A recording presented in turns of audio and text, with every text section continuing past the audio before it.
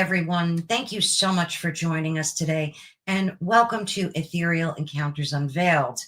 Of course, this is the place where you get to discover your own truth. Today, of course, we're broadcasting via all the social media networks, and down the road, we will also air this on United Public Radio Network and the UFO Paranormal Radio Network, which is 105.3 on the Gulf Coast and 107.7 FM in beautiful New Orleans. So please join us there if you can. We would greatly appreciate that. Today, we're so excited to welcome Kerrilynn Shellhorn. Kerrilynn, thank you so much for joining us today. Real quickly, Kerrilynn Shellhorn is a globally recognized generational psychic medium who utilizes her intuitive abilities to help her clients find healing and closure. She's also the author of Stepping Through the Door and Your Purposeful Life, and a much demanded Children of the Light affirmation cards. Is that correct, Sherilyn? Yeah, Kerrilynn. So the affirmation cards, we sold out of those affirmation cards. So I need to update the website saying like they're not in stock currently, but they were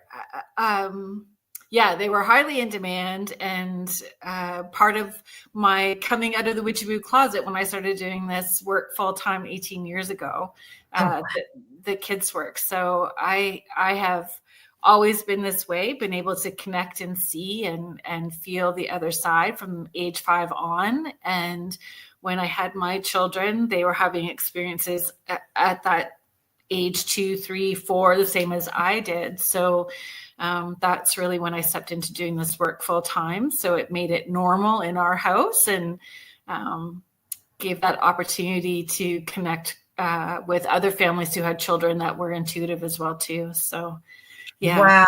How many children do you have? 4. I have 4 children. And you know what? They're not children. I mean, they're children, but they're adults. Right. They're adults now. So my oldest is 31 and my baby is 19. Oh, wonderful. You look too young to have kids that old. Well, thank you. I'll take that. Yeah, I'll take that. But yeah, my oldest, and I have a granddaughter that's 4. So she's a lot of fun now. Oh yeah, I have one that's 7, and I get that. They're right? Great fun. Yeah. It's life altering. Like when you become a grandparent, it's life altering. It truly is. Yeah. Yeah. Now she calls me Queenie. It's a lot of fun. Oh, that's cute. Yeah. Mine calls me Pickle. So Pickles? I don't know why. She goes. I love that. It reminds me of Rugrats. I don't know why. I just thought it was adorable. So I call her Pickle. She calls me Pickle now, and that's just the way it is. I think it's so fun, though, right? Especially when we don't resonate maybe with that older energy attached to the moniker grandma. Like I know that it's a privilege to be a grandma, but there's just sometimes we don't energetically feel in alignment with that. That's so well said. I like that. So, Kerrilynn, about these cards, are you going to have them back in stock at some point? So that's interesting. Potentially, they're going to be rejudged and updated. There's a lot of things that are kind of in the works right now. So, I want the artwork to come directly from me. So that's sort of what I've been working on. Secretly and not secret now. Yeah. is creating some cards and things, offerings using my own artwork. Yeah.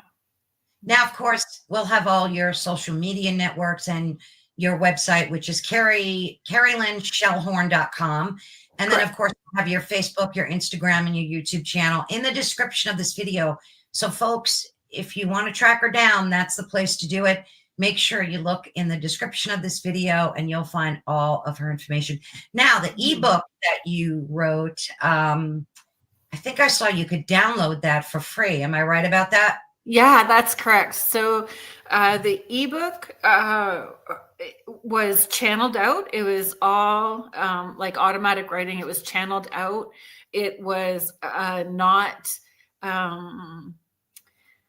fluffed up at all. How it channeled out is how you get it.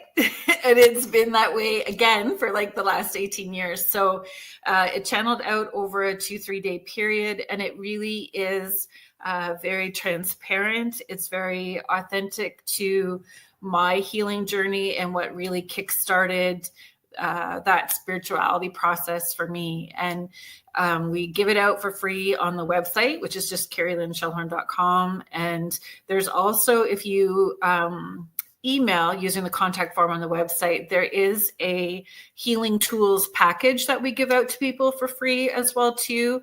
I just find when I'm in a session with someone, there has to be more than just making that individual connection with their loved ones on the other side.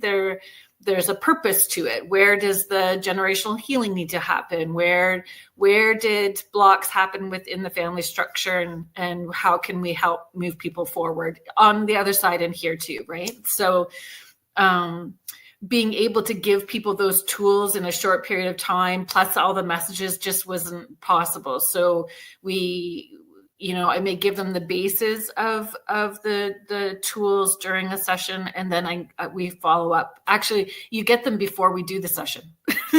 When you book the session, my assistant sends you all of that stuff for free. So you have all of those tools accessible to you if you wanted to utilize them, if they resonate for you, and adding them to your tool belt if you're moving forward on your spiritual journey, right? Well, that sounds like a very helpful thing for folks too. Mm-hmm. So you said you were, 5 when you started realizing your gift? Correct. What was that like for you? Like, just walk us through you being 5 and what that felt like. Scary. It was scary and not scary at the same time, right? I was very fortunate to grow up beside my grandparents, and I grew up in Northern Ontario, Canada. My grandparents had this little tiny farmhouse, and my parents built a house beside them. So I slept at my grandparents' house practically every Friday from age 5 till like into high school. Well, it was older than high school, if I'm going to be really honest. I think I was like 21 and still wanting to sleep at my grandparents' house. But when I was young, I would see my great-grandfather at the top of the stairs, but I didn't necessarily realize that was who I was seeing at the top of the stairs. And you had to go to the top of the stairs to get to the bathroom. So I would sometimes avoid that, just walk back through the field to my house where I was growing up and then go back to visit. But yeah, I was seeing people in that house from age 5, and it was not necessarily something that was talked about or supported or understood necessarily as I got older, and for sure when I had my own children, and I had a community cable television show. We did some more research into my family structure and found that my great-grandfather that I was seeing during the time used to do tea leaf readings, and he would willow witch water for other farmers, and we had newspaper articles and all kinds of fun stuff about him. And what I found interesting about that was he was my German grandfather, and so my grandfather was German, and then his wife was Scottish, and so that it was coming from the German side and not necessarily the Scottish, where we have so much, more knowledge about, as far as their background and being intuitive and connected dimensionally, right? So I've always found it quite interesting that it's this male German side, not the female Scottish side. Where the information's coming from. Usually it's the female side, the feminine side. Mm-hmm. That's interesting. So what else, aside from being able to see those that have passed, what other things, at 5, 6, 7 were you experiencing?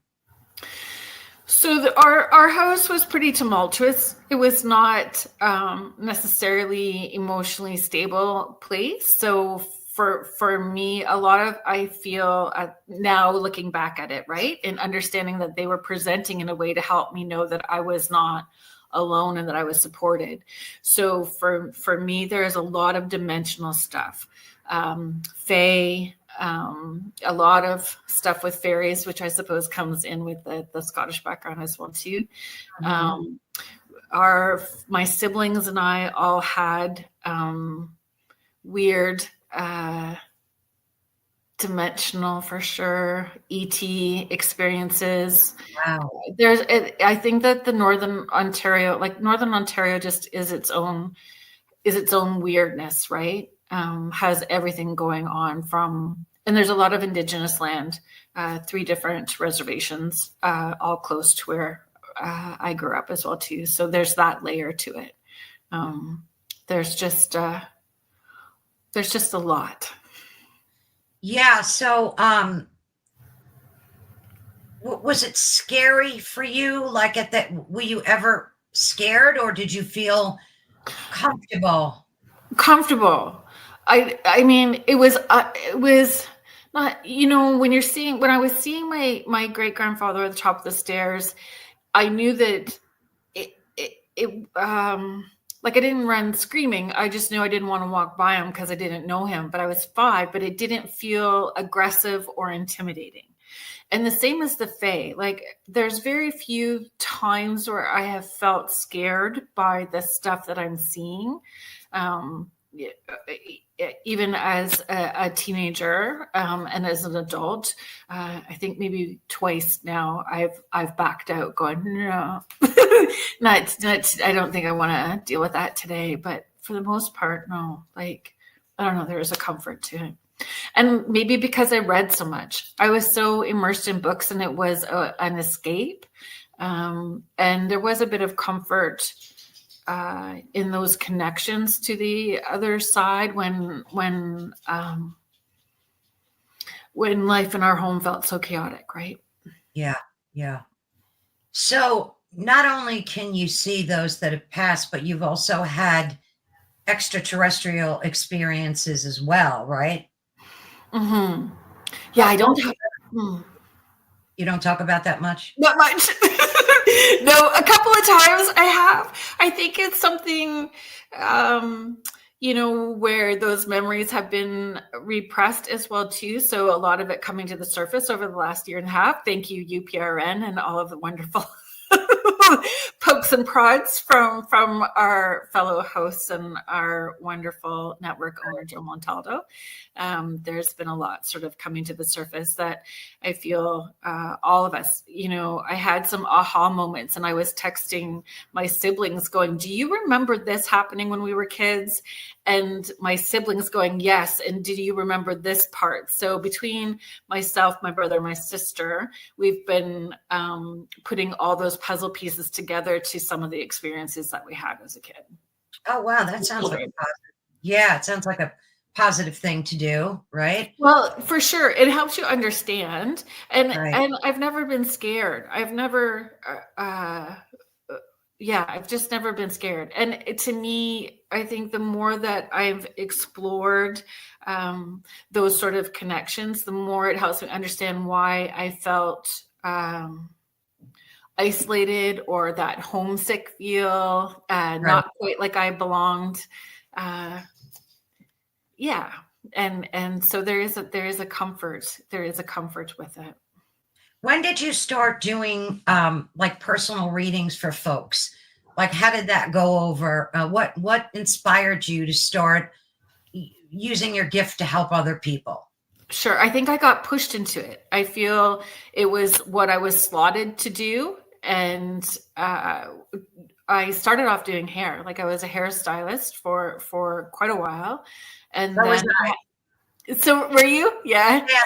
I think we're intuitive folks, right? And we connect with people, and there's a comfort level. I think it adds to what we end up doing later, right? So my kids, I think my oldest was 13 going on 14 at the time. And then my baby was just little, but they were really having a lot of experiences. And I just was so stuck and really kind of at the bottom of, you know, when we hit our lowest low, and I was sort of at that lowest low and trying to figure out what I needed to do for myself and my kids, and tossed it up to the universe. I'm willing to do this, and this is what I need to do, or what I need in order to be okay with my kiddos, right? Because I was a single parent, and everything just sort of fell into place. I actually started with a online parenting radio show for parenting kids that were intuitive. And it was talking about the things I'm passionate about. And my kids were having experiences and talking about past lives. They were talking about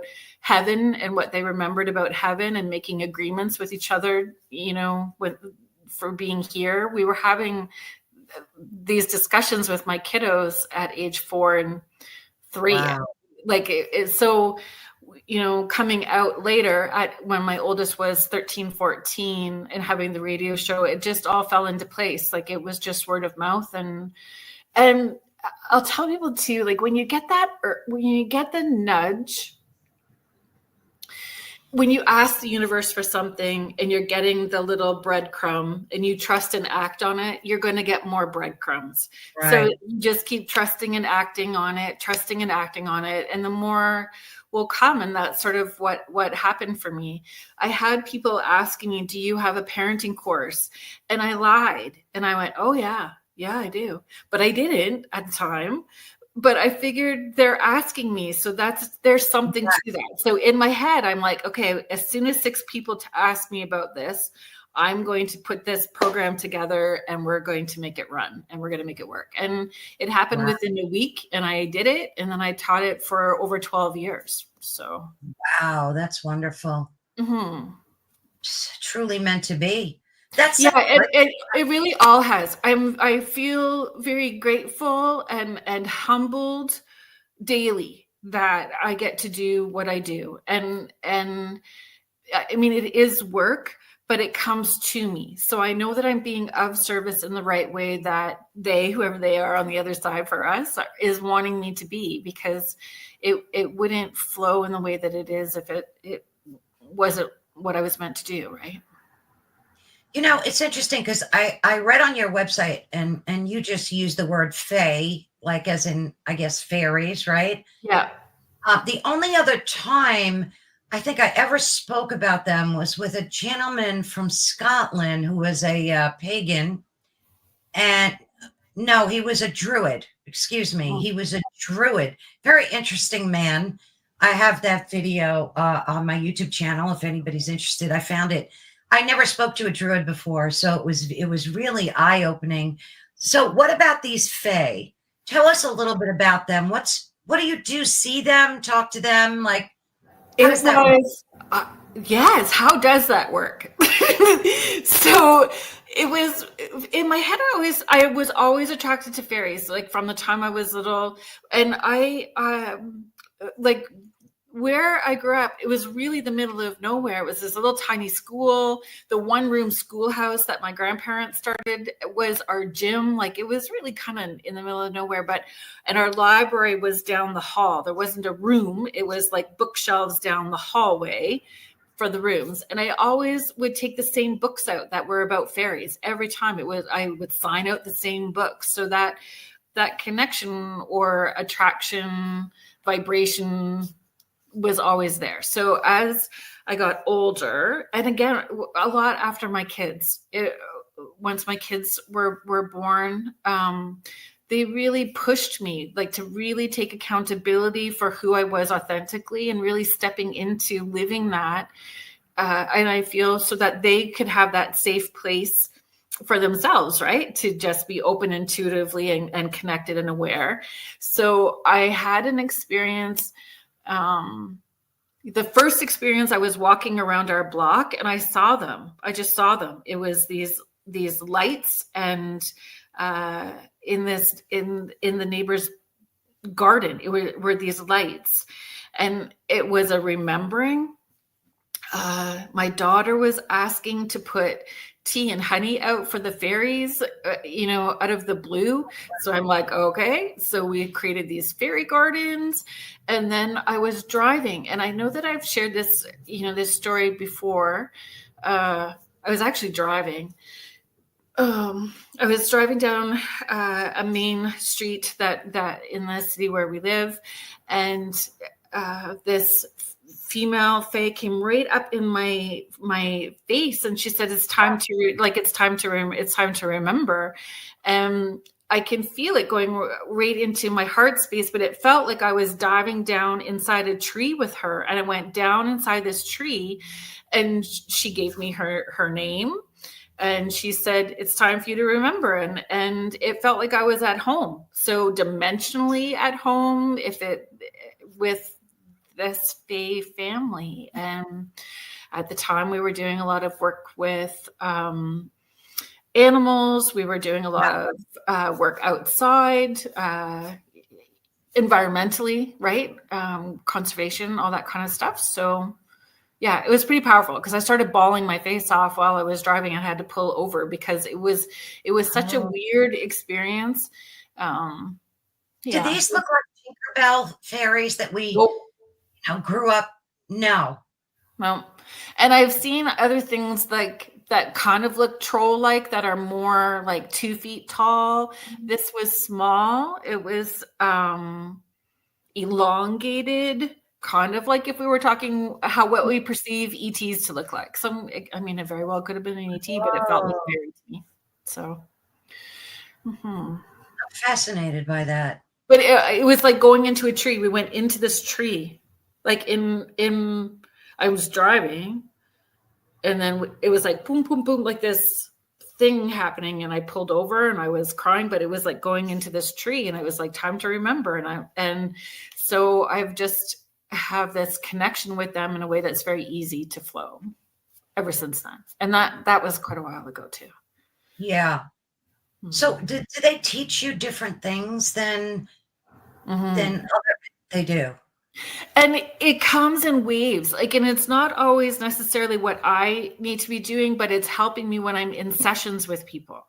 So what is going to help best this client? So it's showing me who my divine team is. And the divine team is, not this linear, it's angels and your ancestors. It is dimensional. It is way more. It is unicorns and dragons and fairies and ETs. And we have guides from dimensional places. And that's really how it was working with me, was that when I was in sessions with people who, whatever their path and purpose was and where healing needed to take place, those different guides would pop in and out.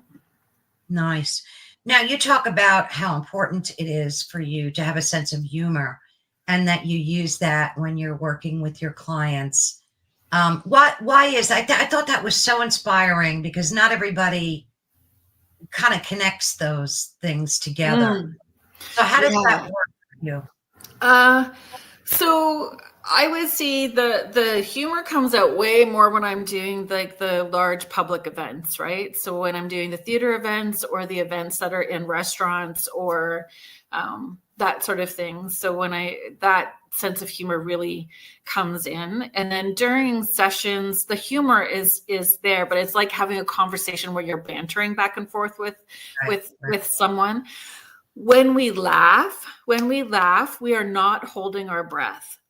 When we laugh, we're fully relaxed, we're completely open-hearted, and it's easier for more information to come through, those ahas, plops of guidance from our loved ones on the other side, and it raises that vibrational level up. So when people are relaxed, it's pulling them up with me to go even deeper. So and for me too, it's a little bit of self-preservation. It's a little bit of ADHD awkwardness. It's a little bit of socially not knowing how to maneuver through certain situations. You don't know if you're supposed to lean in and hug somebody. So we're just going to pop off a zinger and we're all going to be okay.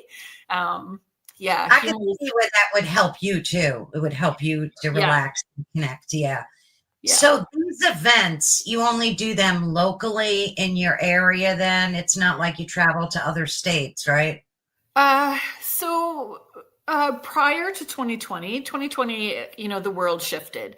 So prior to 2020, I had a lot of venues between 12 and 13. I was going from, you may not know Ontario very well, but between Sault Ste. Marie, which is 9 hours north from where I live, Oh, to wow.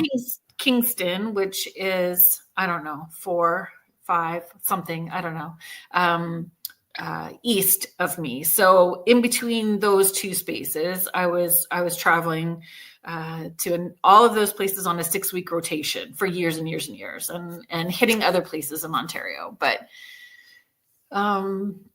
since things opened up in a different way, and turning 52 now, I don't want to drive as much anymore. I just don't want to. So Okay. kind of like choosing where I want to go and filling it up, and wanting to be able to do other things too, right? So theater events, I'm open to doing the bigger theater events so people can come and see what events with me are all about. And I think that you need to shop around. Not all mediums work the same. Our intentions are not the same. Yeah, personality also matters, what you're looking for. So it just gives people an idea to be open to the concept of it and test me out, or and decide if they want to, work with me, or if they want to find somebody else, right? So how do you teach and help others gain trust and faith in their own intuitive gifts without the guilt, the judgment?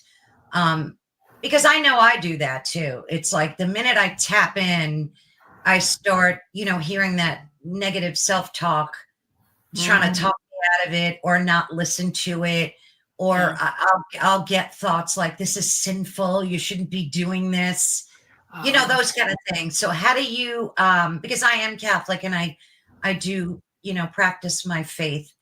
And while I don't believe in a lot of it still, because like if you look biblically, it says in the Bible that we're not supposed to be speaking to our loved ones that are passed, and it's There's also against. a section in there where there's a female figure that was approached so that she could connect to the other side. So there is a section in there.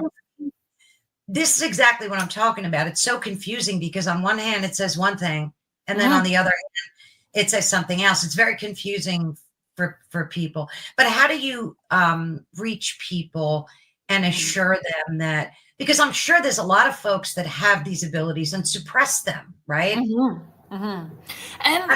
honestly, in the Catholic religion, or a lot of religion, there's beautiful aspects to it. And churches are beautiful. There's so many beautiful churches that I love being inside of churches. There's that sense of community when you're sitting inside, just the energy of it, right? So we're not knocking religion for starters, right? And I feel there's aspects that we still need to bring forward into the way that we want our belief system and how we work. And if that's part of your ancestry, bringing that forward in the way that you work is super important too, and honoring and healing within your family structure, so you understand who you are in order to be clear.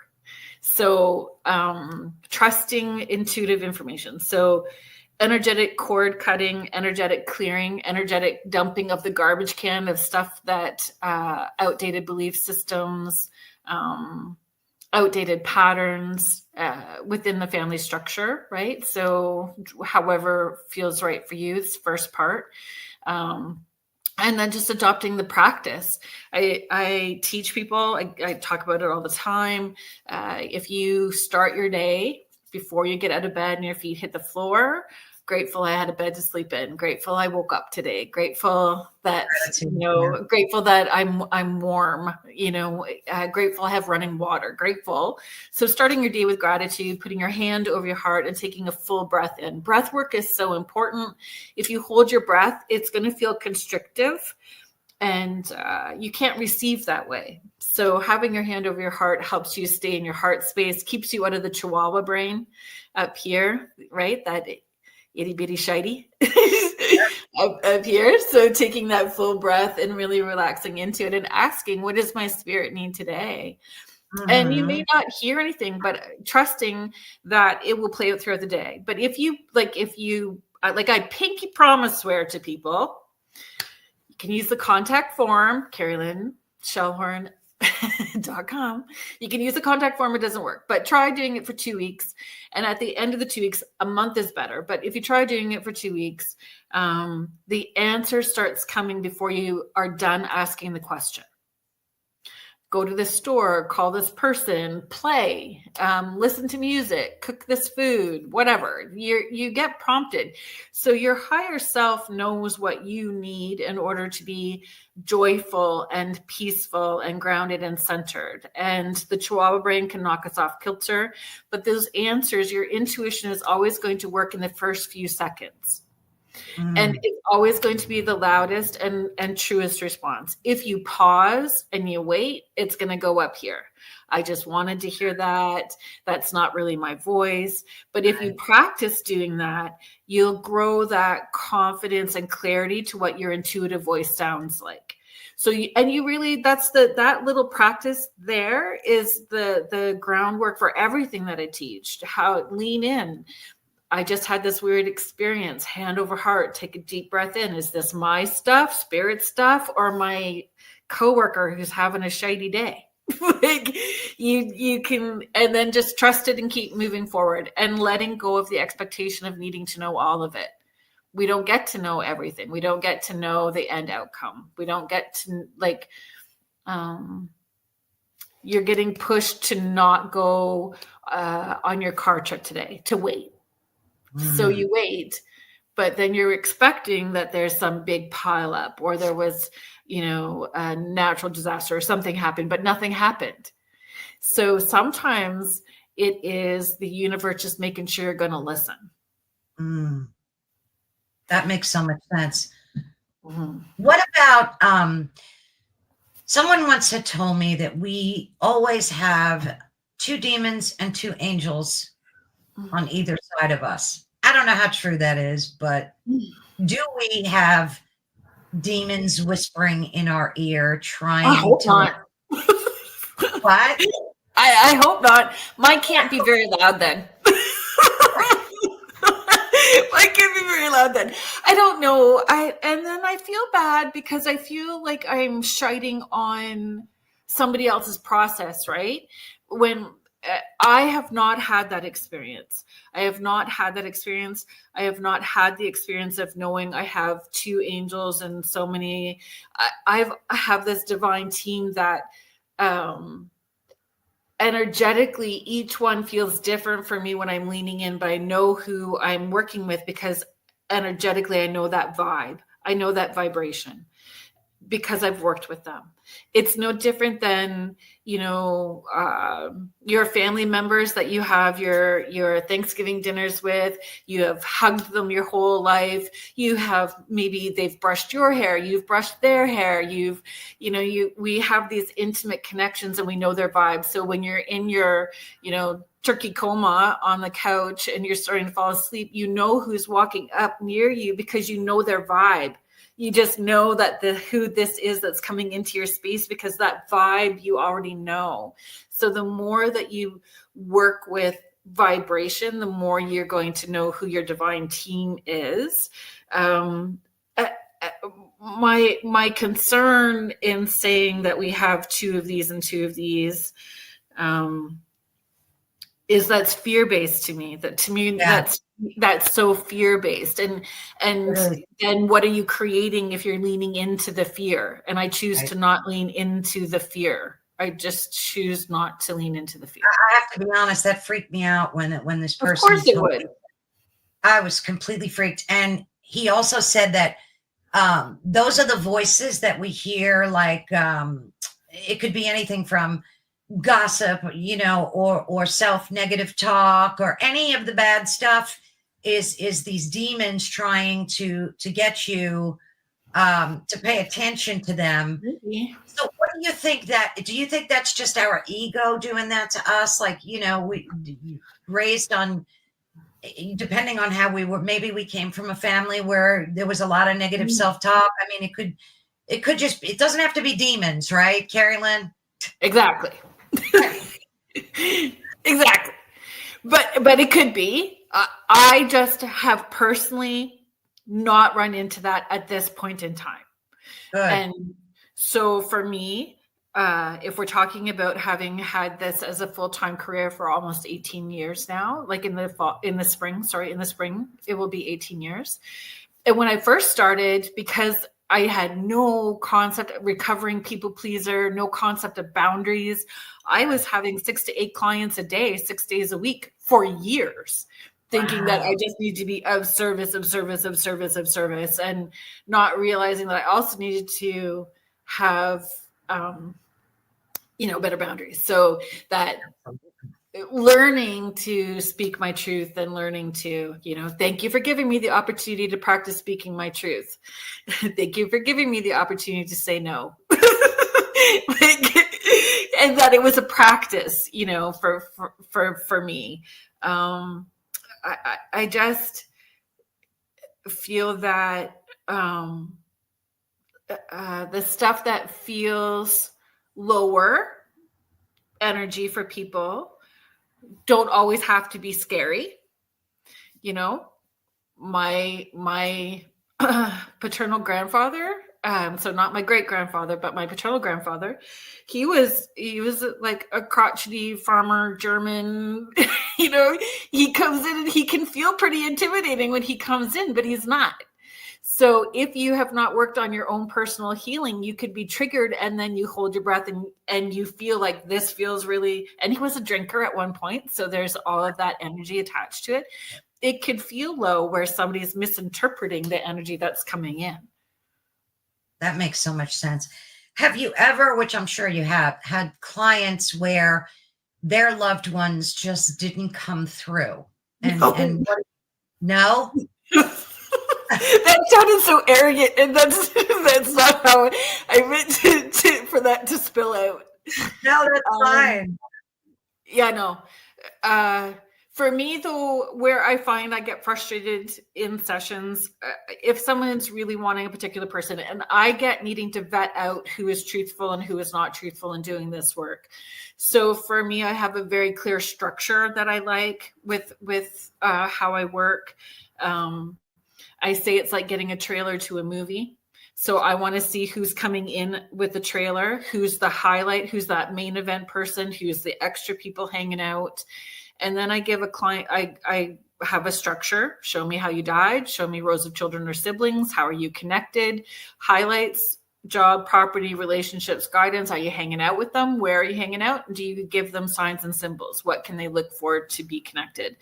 And then I give the client the trailer that I've got. I've got these people. Does that feel like a good place to start? Is there somebody that you were most hoping for that hasn't come through? And then we go back in. So if there's somebody that they were hoping to connect with that hasn't come through in that trailer, it's kind of like standing at a train platform for me. And I go, okay, folks, you need to all move out of the way and let that person that's in behind you come forward. And then I ask them that whole thing. Can you show me how you died? Show me the evidential pieces so we know for sure that you are this person that they were hoping for, right? So I've just never had an experience where they've just not shown up. Wow, that's good. That's good to know. And we're not disturbing them, right? When we do things like that. No. The more that we can be peaceful, and the more we can be of service in doing our path and purpose. And our purpose is to share the gift of who we are with the world around us. So that's our purpose, to share the gift of who we are. And I think the learning our gifts is a lifelong process through the experiences that we have, and it brings them joy to be able to connect with us. Nice. So for those of us that believe in reincarnation of the soul, how does that work if that person is already reincarnate in another life, and then we're talking to them in the life that we give them? How does that work? Is it their essence? Yes. Like, how does that? It's like the soul qualities. It's like think Care Bears, right? Like Care Bears would shoot that energy out. So that person, that their soul is still here, and the essence of who they are is created into another one of them. To have a different experience, to have a different experience, to learn different lessons, all that sort of stuff. So you're still able to tap into this, but it's part of that collective consciousness within that soul family structure. Nice. Is that like From a my dimension? experience, that's what I've seen. Yeah. Is that like a dimensional thing where? I think so. Yeah, right. It kind of sounds that way. Yeah, I feel That so. we're like tapping into that dimension. So you're not really interfering in their process of reincarnating, because that's what they're doing. And yeah, that was weird. I felt like somebody kicked the back of my chair. So that's interesting. It's not my dog, because he's on my bed inside. I mean, that was really weird. That never happened to me before. I have to like. No, I love when stuff happens during. So before our session, before we started, the recording for this, I was using my tuning forks because I had a male figure that was coming through like crazy. So this male figure was pretty adamant. So whether he was your stuff or just hanging out, but he was like, yeah, hanging out. So maybe he was just wanting to give you a boost. It was like a little push. I know that. I felt it because you saw me turn. It was so freaky. Yeah. Love it. Wow. Yeah. It wasn't aggressive or anything. Just a little nudge. Mm-hmm. That kind of threw me off a little bit. I apologize. Okay. But it's validating. So then it's really it is a dance that we learn to do with them. So okay, I get it. You're knocking my chair. I realize that you're here to hang out. You and me are going to have a date at 8:00 tonight. So you cannot interrupt. You know what I mean? Like, you just learn to have this dance. This isn't working. And a lot of times we are so busy in our lives that we miss the subtle ways that they're trying to connect. Yes. And that was a question I wanted to ask you. Signs and symbols and things. I struggle with that. I never know if, like, some people say, oh, there's always this blue jay, and it's always on my front porch. Like, my father passed away, and for 2 weeks I saw this blue jay, just never saw it before. Like, I struggle with that. I can't my mind is always telling me, no, that's just a blue jay. It's not a sign. It's not a symbol. How do we know? Is it a feeling? Like, how does that work? It is a feeling, and it's okay to left brain it. It's okay to go into your left brain and go, all righty, if this is you, I need you to do this just one more time. Just one more time. If you could do this for me just one more time, and then I will trust it. And they do that one more time, and then you need to not ask them to do the entertainment monkey dance. Thank you so much. This was awesome. And then you just keep saying thank you every time you see it happen, right? So the more that you say thank you and recognize it, the more they understand that it's working. Okay, now they get it. And so we're just going to give them more of that. And it's okay to say, if I am missing these signs, I need this song to come on. I don't care if it's at the grocery store, if it's in the car, if it's on the elevator. I need this song to come on within the next 3 days. So I know that you're hearing me and we're good. I think people don't ask because they don't want to be pushy, or they think that it needs to sound poetic. But you can use salty words and they'll listen. Not that I want to be Debbie Downer here, but, I talk to a lot of different people, and they say a lot of different things. And I pick and choose, like everybody else, what I want the truth to be. Somebody had said to me, be careful what you ask them for, because other things can, like, if you say hypothetically, give me a sign, and you're asking out, outright, that other not so nice forces can do some trickery and make you think it's them. You know, and I worry about stuff like that when I hear it, and it kind of dissuades me Yeah. wanting to, you know what I mean? I don't want to pull in negative and it's clearly shaped your experience because you're not having the signs and symbols in the way that you are most wanting to. So it has shaped your experience. Yeah. Maybe it's Pollyanna. I don't know. I just know that I have my divine team who protect me. I trust that my divine team is there to protect me. I trust that I am working from that higher place of love and light. Though that phrase makes me but I just don't I try not to feed into fear. So if you are asking, you want grandma on mom's side, okay, grandma, I need you to show me this in this way, and thank you very much. It again, it's a vibe that you know. It's a vibe that is comfortable for you. It's a place. So if it's meaningful, specific to you, then you roll with it. And so a lot of it's intention, and I get I totally get that. So like you could have the most beautiful pure intention and then still worry about disturbing them, or that's why I wanted to clarify this with you, having the ultimate respect for you and what you do, because so many of us want to communicate and want to see signs and symbols. But like I said before, that fear, that negative self-talk is kind of preventing, even with the best intention. Right. Oh, sorry. So sorry. So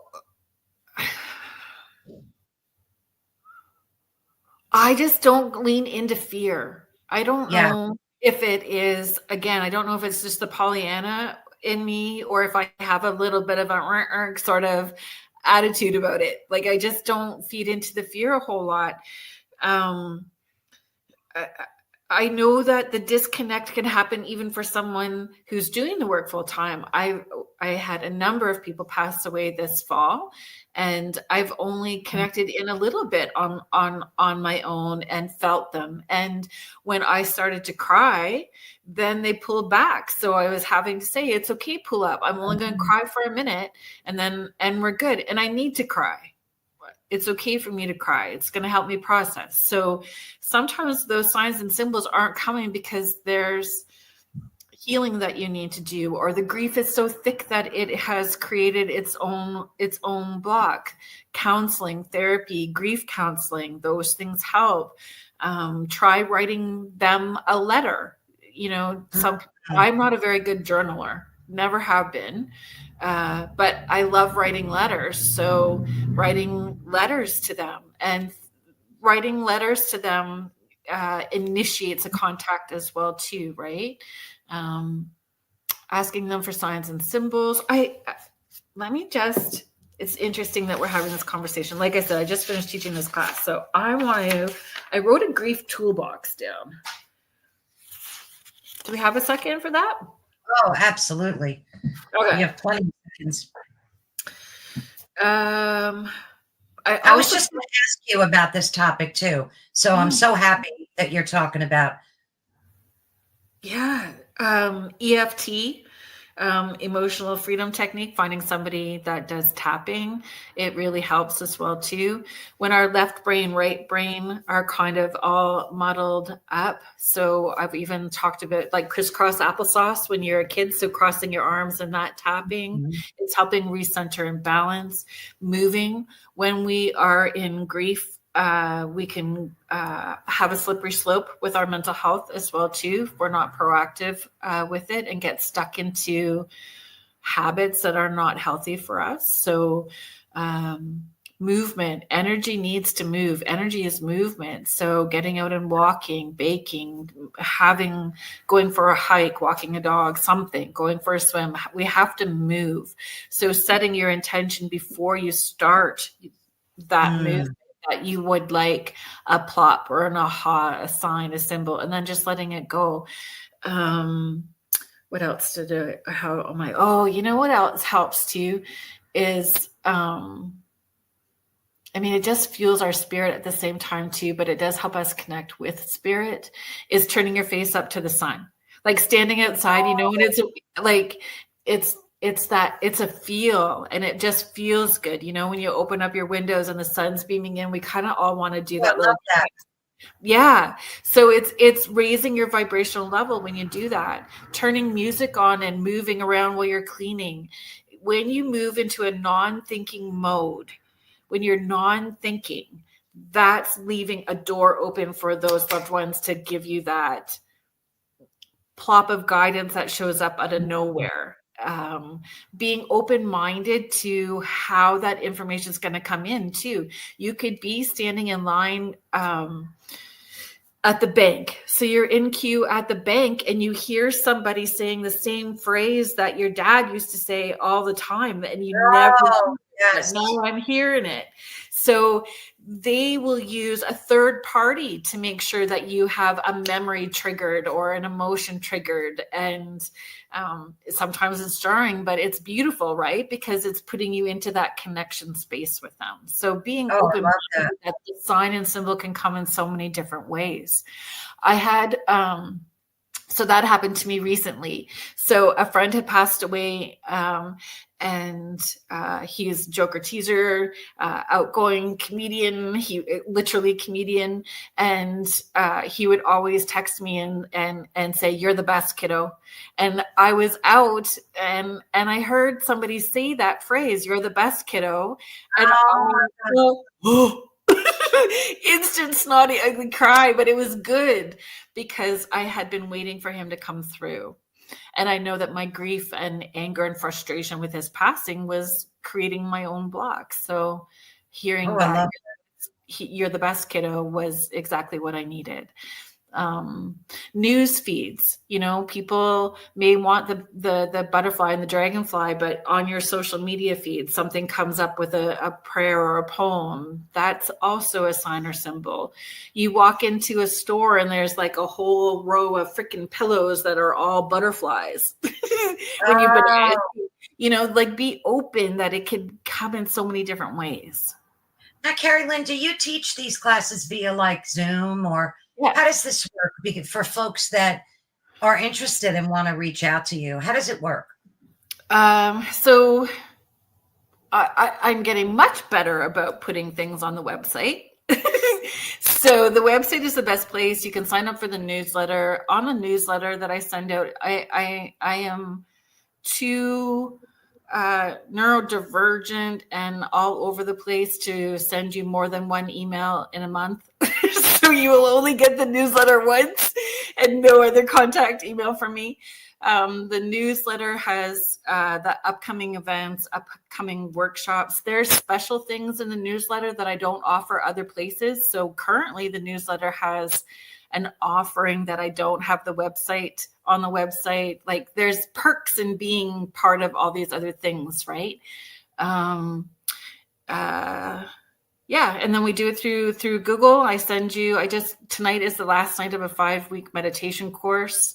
I did the signs and symbols connecting to the other side. I'm having an otherworldly Who's Your Bob class. So the Who's Your Bob class, I used to tell everybody that their spirit guide's name was Bob.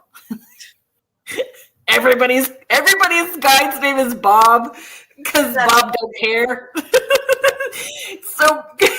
So to me, if I tell you what your spirit guide's name is, how are you really going to build that connection up on your own? Like figuring it out on your own and having those tools to make it your practice and you lean in a way. So Again, people are so very focused on that it's needing to be a loved one, an angel, this ascended master. So I wanted to focus on our spirit guides that are otherworldly, unicorns, dragons, fae, Oh, wow. ETs. So that course is going to be in February. So that is on the website, and Oh, I we do have it to sign through. up for that.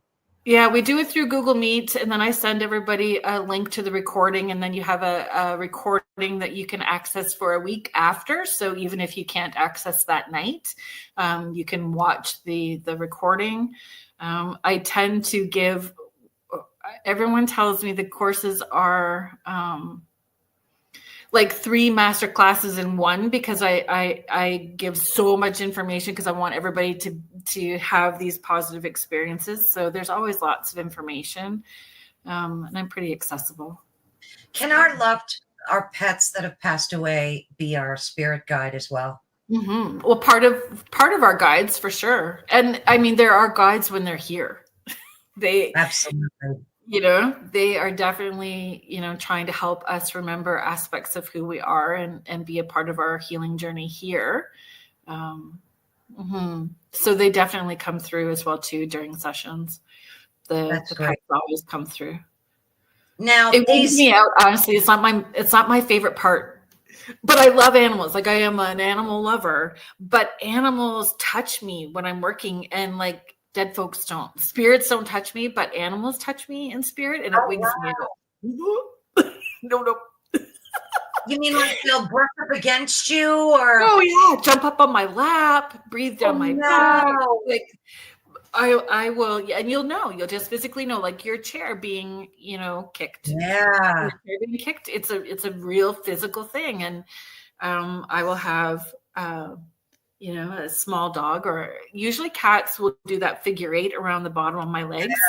Yeah. Dogs will bump up against me. Small dogs jump up on my lap. It just depends on the type of animal that it is that's coming So that through. freaks you out. Freaks me out every time.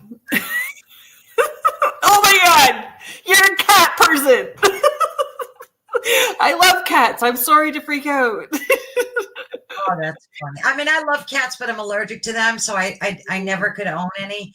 But dogs are like my thing. So, Yeah. but that's good to know that they could be part of your spiritual team there. Mm-hmm. Animals, right? That's comforting. All of it is. I mean, unfortunately, if we have that experience where we have hit a deer or we've run over a squirrel, like they're horrible experiences, right? Hurts our soul when we have that, when we are an animal lover. At the same time, that animal is part of your divine team still. It is giving you a message, or is a messenger. Is giving you a message in that moment. So finding the gratitude in why they were stopping you in that moment to give you, what are you needing to hear from that animal in that moment that's going to help you on your journey, right?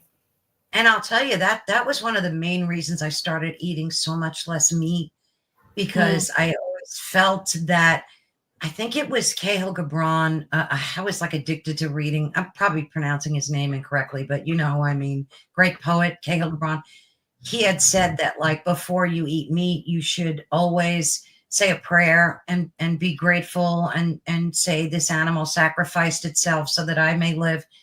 And, that really hit me hard. Like one time I hit a squirrel and I was traumatized for days, because I knew I killed it. And, that can really wreck your soul for a while there. Of course, the thing just darts out in front of you while you're driving. Like, yeah. But so why did it dart out right in front of you? Right.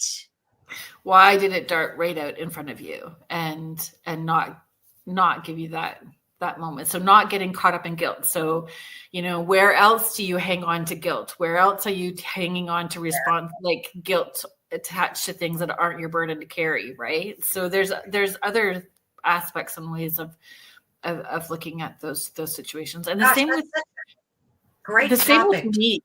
Same with meat, like having grown up on a farm and around farmers, right? So I know how they were raised and loved, and if we believe that we all have a conscious choice, and they are aware of what their choice is as well too. It's just another way of looking at it as well too. So being mindful of where you are purchasing your meat from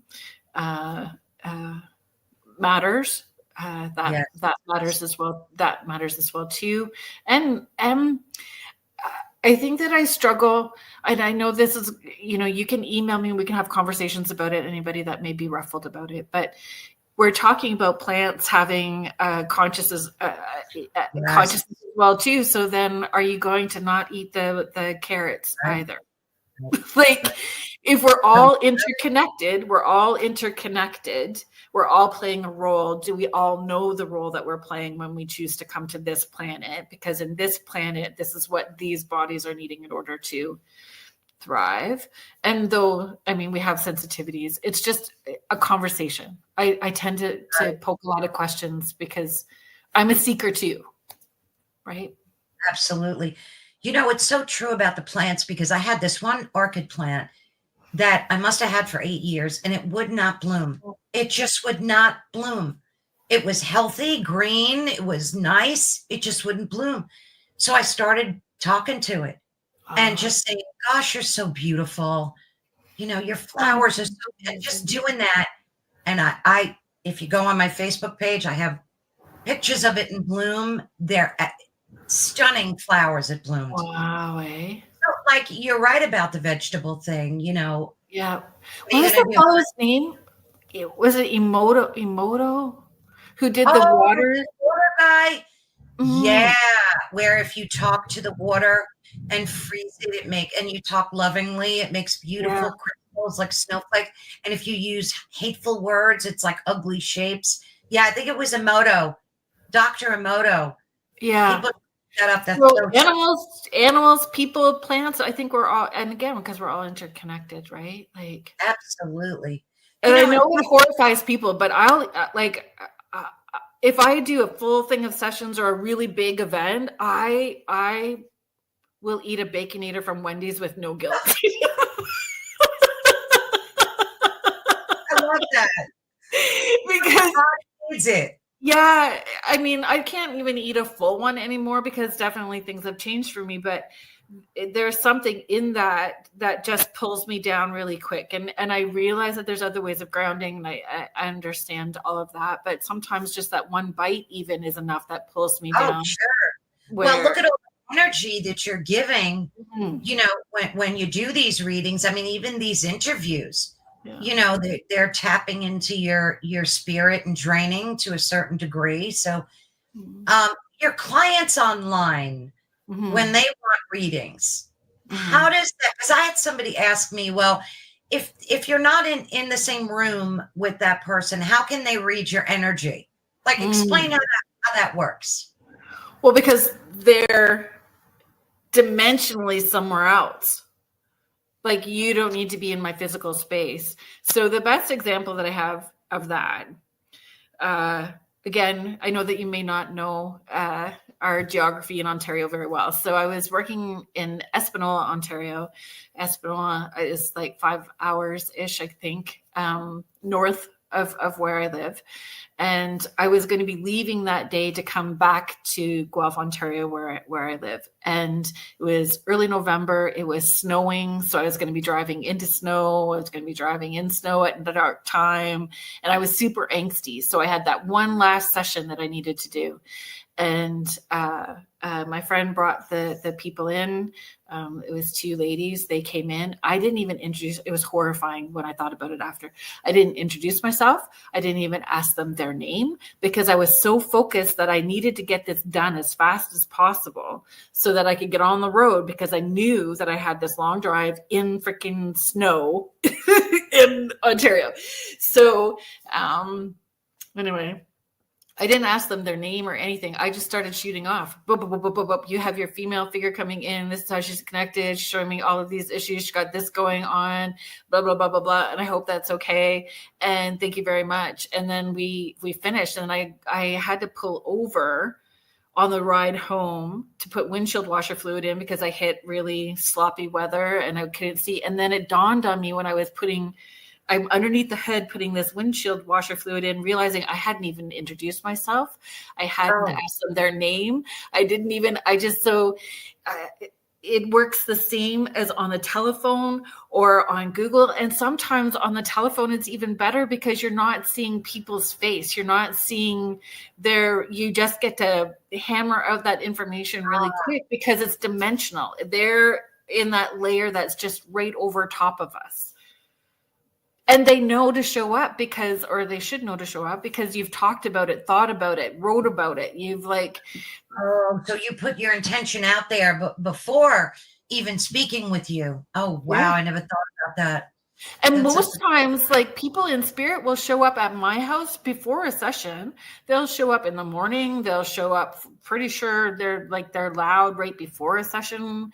We don't need to be in person for, I think that's a control issue for a client. Sorry. Right. Or not understanding or a trust issue. But if you've vetted out the person that you're going to, you shouldn't be in a not trust place. Right. You should have established that already. And choosing somebody matters too. Like if you are asking people who would you go to, you need to ask more than just who would you recommend. There has to be more questions than that. Why did you want the session? What was the session for healing? Was the session for spiritual understanding? Was the session for just connecting with the other side? Not just, that sounds dismissive. So was it about ensuring that your loved ones were okay? If they weren't okay, was that person that you chose, do they have the skill set to help them on the other side? Like really asking more questions, because your intention could be like, when am I going to have a boyfriend? And somebody else's intention is, I didn't get to see my mom and she was so scared to die and I wasn't there when she died. Is she okay? Is she mad? Is there anything I need to do for her? Like those are two very different intentions. So. Did you ever have a situation where you were reaching out to someone's loved one and they say it was a bad relationship, whether a parent and a child? How is it for them in the afterlife? Are they all about making amends, apologizing, or do you get some that still hold their anger? No. So I would say the bulk of my sessions are like that. The bulk of my sessions are where healing is needing to take place. The people that come through in spirit, regardless of their thoughts, words, deeds, and actions here, all show me the same process, that they watch their life review. So every thought, word, deed, or action, harmful or hurtful, subconsciously or consciously, they feel the pain that they inflicted. So then they see it again, their life review. How would life have been different if they had made different choices? And how did their choices affect the collective for that whole soul family? So within that soul family, it's where the generational traumas are going to hit, or patterns and belief systems that aren't working for people. So there's always accountability. The odd time I have had somebody come through in spirit where they hadn't quite finished their full life review. So their apology was not really saying, I'm sorry, please forgive me. But then the follow-up session they had finished, and then it was very different, right? So for me, if there's a lot of, I never have people that are stuck and not crossed over. I think twice in all of my years, I've only had people that have not fully crossed over twice, where they've needed help going over. And it sounds like the teacher from Charlie Brown, and it feels like we're slogging through mud. Like it just is, it's not flowing fast and easy. And then being open to do what we need to do, right? In helping them with their healing and fully crossing them over. And then the session can get where it's needing to go. why do you think it is that, like, especially watching these paranormal TV shows, you always see them about the person is stuck and can't cross over, and then this psychic helps them cross over? It's like inundated with those types of stories. And yet, in your experience, you didn't have many of them. Nope. Because they need ratings. They need ratings. Makes for a good story. I feel like I'm stepping in a big pile of poo.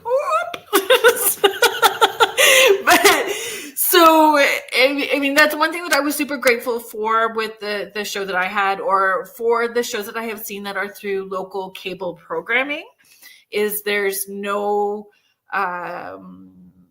pressure and no stress in having a fixed agenda or a narrative that needs to be followed in order to have ratings, because they're not money earners, right? Like, it's right. So a lot of these shows make us fearful of looking for the signs and symbols too, because we're seeing all this, how a ghost destroyed my life and all these shows. And, that's why I just don't watch them anymore, because, I mean, in the beginning, it's fun for a jump scare, but I try not to watch them now, because I've experienced that as a negative voice in my head saying, don't look for signs, don't look for symbols, because instead of putting the good intention out there, you're putting a negative intention out there. Yeah. I feel some of the shows and where they started, like a long time ago, 20 years ago, where they started and how it's evolved has shifted. And I think that has shifted through media platforms as well too. There is a shift with intention, but it's not all. There are some streaming platforms where it is still heart-centered with an intention to help people and educate in the right way. That's why I love United Public Radio, because that's exactly what they're about, largely.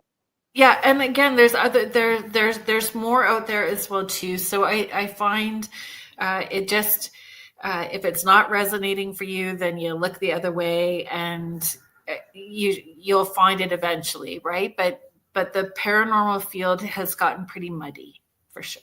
Yeah, and I think you're right. A lot of it has to do with, they want the clicks, they want the ratings and stuff like that. So, but it's understandable. So what are you working on? Sorry to interrupt you. I just, sitting on the fence too, I think maybe, is there a possibility that those sorts of locations or people didn't feel as comfortable talking about those lower energies? I there's so many to it. So, maybe they feel more free to ask for help now because it is more out in the public. I just have not been exposed to a lot that way. My exposure to a lot of stuff that feels lower, where there's potentially like heavy activity, has come more from telekinesis and the person being sensitive and intuitive themselves and having had trauma that with not a lot of therapy and support. So that energy is creating their own poltergeist experiences within their home. Not saying that there aren't demons, not saying that those aren't truthful experience. I've just not had that experience and don't know many people that have had that experience. I know that it happens, but yeah.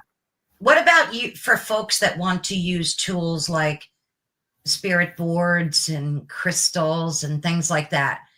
Do they need to approach that very carefully? What's your overall advice about that whole thing?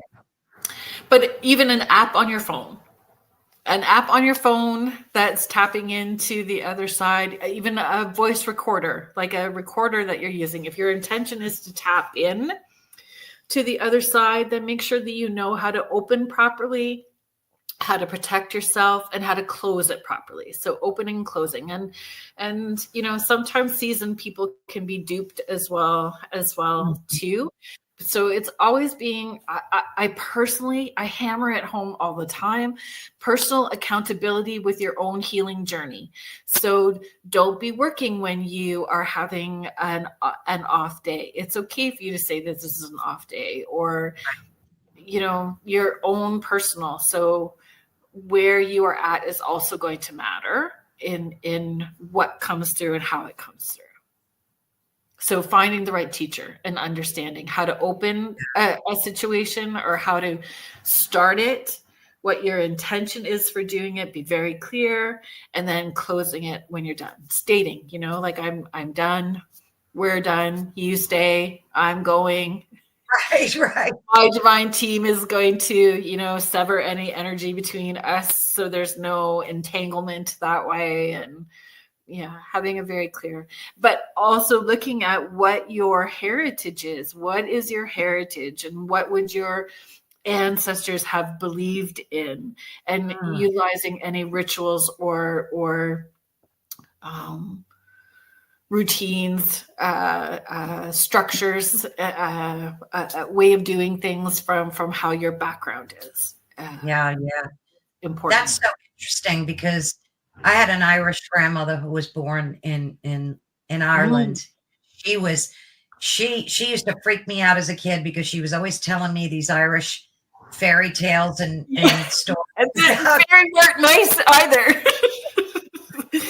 Trickster, troublemakers. She would freak me right out, telling me all these stories. Yeah, I mean, I'm grateful now because I learned so much through her. Yeah. But as a little kid, it could be kind of scary. But that's interesting. Look at your background, the history of your family, and it's important. I mean, my granddaughter is 4, and she, uses teacups.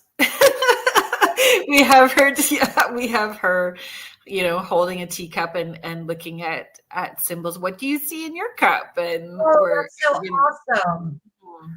Mm-hmm. But I mean, I'm with her and holding this space as well too, right? But of course. Well, your whole family is gifted in that respect, right? Both your parents were too.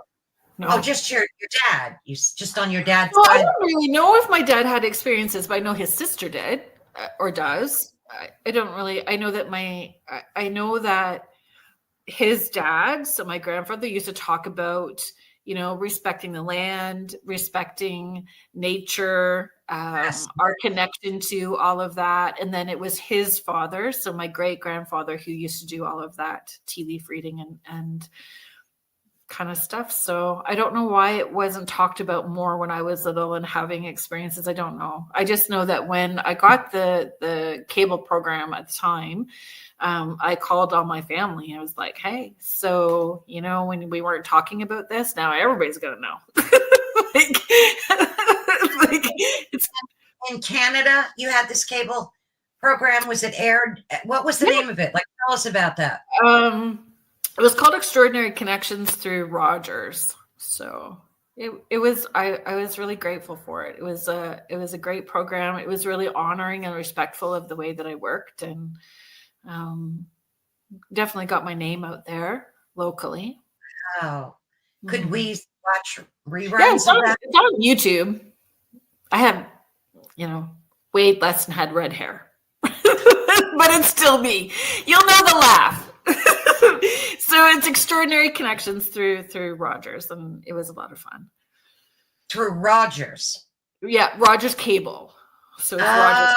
Oh, gotcha. Yeah, we're gonna have to go check that out. So what are you working on now, Kerrilynn? What's your plans moving forward? Do you have any great aspirations that you've yet wished to attain, or on the journey to doing? What's happening? Are you just content doing what you're doing? So that's such a hard, it's a kind of a hard content. So I'm definitely neurodivergent, right? So I don't like things to stay the same.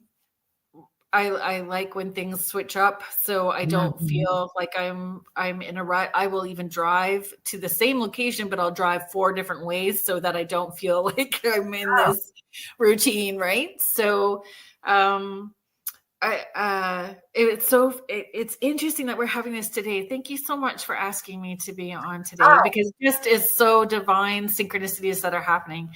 absolutely. I had an aha moment this morning about my next steps and what I'm wanting to do and offering Oh, people. So, watch on social media. I know that I would really like to take the Love Life Afterlife event that I do at theaters outside of Ontario. I would really like to work on the East Coast. I would love to make that happen at some point. So I think I just need to bite the bullet and put it on the calendar, right? So yeah. Oh gosh, I hope you come to the States. yeah, so working in the States is different, right? Like I can, yeah, that's a whole other ball game working in the States, but yeah, I'm open to that. Is it a lot of red tape for you to like? Yeah, it is. It's quite a bit. It's quite a I, bit. And so like I know that I've gone down into the States and we've just used it as a networking, right? And I'm okay with that. Like I'm okay about going down and just doing my thing so people can see and then we connect at another point in time if that's absolutely, absolutely. It's funny. I remember going to Canada. I went there twice, Toronto and Montreal. Gorgeous, mm, fell in love with the place, and we just drove there. Like you just go through this little border passage. You don't have to go through any crazy stuff. yeah.